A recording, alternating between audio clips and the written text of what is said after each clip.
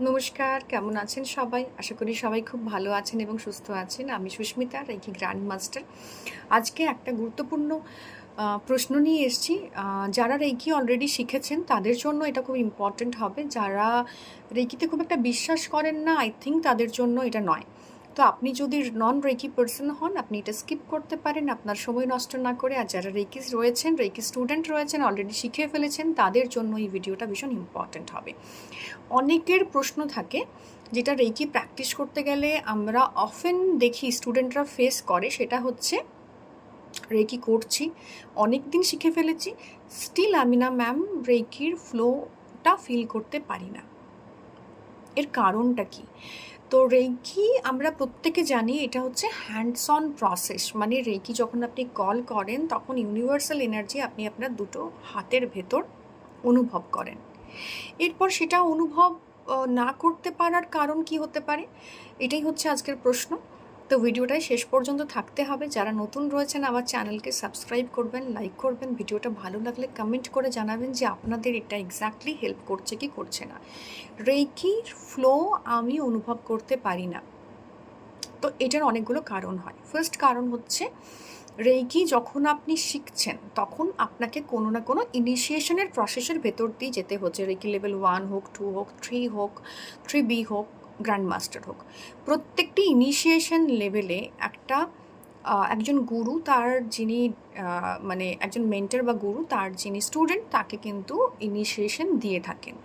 অনেক সময় এরকম হয়ে থাকে, আমরা দেখেছি যে আপনি রেকি শিখেছেন আপনার বন্ধু শিখেছে বলে, বা আপনার মনে হয়েছে আমার লাইফে একটা কিছু অ্যাচিভ করতে হবে সেই কারণে আমি রেকি শিখছি। তার মানে আপনি পুরোপুরি সারেন্ডার নন। তো যদি আপনি পুরোপুরি এই প্রসেসে সারেন্ডার না হন, আপনার গুরুর পক্ষে আপনাকে রেকিতে ইনিশিয়েট করা প্রপারলি সেটা পসিবল হয় না। এটা ফার্স্ট কারণ, যে কারণে আপনি রেকি ফিল করতে পারেন না। সেকেন্ড যে কারণটা রয়েছে সেটা হচ্ছে ইন্টেনশন। আপনি কতটা মোটিভেটেড রেকি করার জন্য, আপনার রেকির ইন্টেনশন কি? যখন আপনি রেকি কল করছেন সেটার ইন্টেনশনটা কি ছিল, তো তার ওপর ডিপেন্ড করছে আপনি কতটা ফিল করবেন, কতটা করবেন না।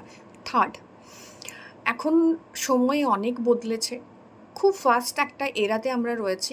অনেকে আছে এরকম কিছু প্রসেসের ভেতর দিয়ে যান, যেহেতু এটা একটা সাধনার পদ্ধতি, একটা নির্দিষ্ট পদ্ধতি রয়েছে। তো সেক্ষেত্রে অনেকে রয়েছেন যারা এমন কিছু গুরুর কাছ থেকে শেখেন যাদের পক্ষে হয়তো সামনাসামনি ইনিশিয়েশন দেওয়া পসিবল হয় না। এরপর তারা কিছু অডিওর মাধ্যমে, আমি জানি অনেকেই হয়তো এরকম করেন যে কিছু অডিওর মাধ্যমে তাদের ইনিশিয়েশন দিয়ে দেন। কিন্তু রেকির ইনিশিয়েশন আপনি ডিস্টেন্সে দিতে পারেন লাইভ, এবং যেটা করতে পারেন সামনাসামনি বসে দিতে পারেন, হ্যান্ডস অন অ্যাটিউনমেন্ট দিতে পারেন। এবং এই দুটো প্রসেসে হ্যান্ডস অন অ্যাটিউনমেন্টের ক্ষেত্রে এবং যখন আপনি ডিস্টেন্সে করছেন, এই দুটো প্রসেসেই কিন্তু যিনি গুরু রয়েছেন তার দায়িত্ব অনেক বেশি। তো আপনি কতটা সারেন্ডার, আপনার গুরু আপনাকে কেমনভাবে ইনিশিয়েশন দিচ্ছেন তার উপর ডিপেন্ড করে আপনি কেমন রেকির ফ্লো ফিল করবেন। কারণ আপনার 7 চাকরা মানে একদম কুণ্ডলিনী পর্যন্ত সেখানে একটা পাথওয়ে ক্রিয়েট করা হয়, সেই পাথওয়েটা ইম্পর্ট্যান্ট। থার্ড হচ্ছে আপনার প্র্যাকটিস, আপনার সাধনার সময় আপনি কতটা সাধনা করেন, কতটা ইনভেস্টেড রেকিতে। মানে আপনি সকালে উঠে রেকি করছেন, half an hour reiki practice করার টাইম আপনি উঠলেন, করে ফেললেন।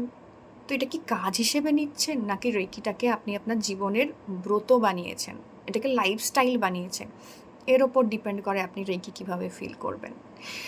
যেটা 5 নাম্বার হচ্ছে সেটা হচ্ছে আপনি কিভাবে নিজেকে প্রিপেয়ার্ড করেন রেকি করার সময়, সেটাও ভীষণ ইম্পর্ট্যান্ট। আপনার ইন্টেনশন, আপনার প্রিপারেশন, আপনি কোন সিচুয়েশনে আছেন, কেমন জায়গায় বসে রেকি করছেন, কতটা সাইলেন্ট, কতটা আপনি ভেতর থেকে পিসফুল, এটাও ইম্পর্ট্যান্ট। রেকি করার আগে কিছু প্রিপারেশন স্টেজ থাকে, সেটা আপনি করছেন কি না এটাও ভীষণভাবে ইম্পর্ট্যান্ট আপনার জন্য। এবং সবচেয়ে শেষে যেটা বলবো সেটা হচ্ছে আপনার হাতে যে চাক্রাস রয়েছে, পাম চাক্রাস রয়েছে, সেটা যদি প্রপারলি অ্যাক্টিভেটেড না হয় তাহলে কিন্তু রেকি কিছুতেই আপনি ফিল করতে পারবেন না। তো পাম চাক্রার মানে মধ্য দিয়েই কিন্তু রেকি ফ্লো হতে থাকে। তো আপনার পাম চাকরা যদি অ্যাক্টিভেট না হয়, এখানে যদি কোনো ব্লকেজেস থাকে, রেকি কিন্তু ফ্লো আপনি ফিল করতে পারবেন না।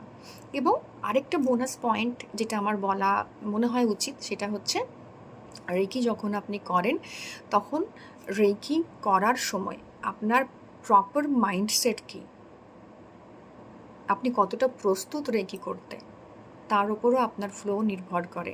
এমন অনেক মানুষ আছেন যারা সারা জীবনেও রেকির ফ্লো ফিল করতে পারেন না, এটাও কিন্তু জানার বিষয়। স্টিল রেকি তাদের জন্য কাজ করে। তো আপনি আগে দেখে নিন রেকি আপনার জন্য কাজ করছে কিনা। যদি কাজ করে, প্র্যাকটিস বাড়ান, ইনিশিয়েশন প্রপার যাতে হয় সেদিকটা দেখুন, এবং রেকি প্রতি সমর্পণটা ভীষণ ইম্পর্ট্যান্ট। সেটা আপনি যদি করে থাকেন, ডেফিনেটলি আপনার হাতে ফ্লো আসবে, এবং যত প্র্যাকটিস বাড়াবেন ফ্লো তত বাড়তে থাকবে।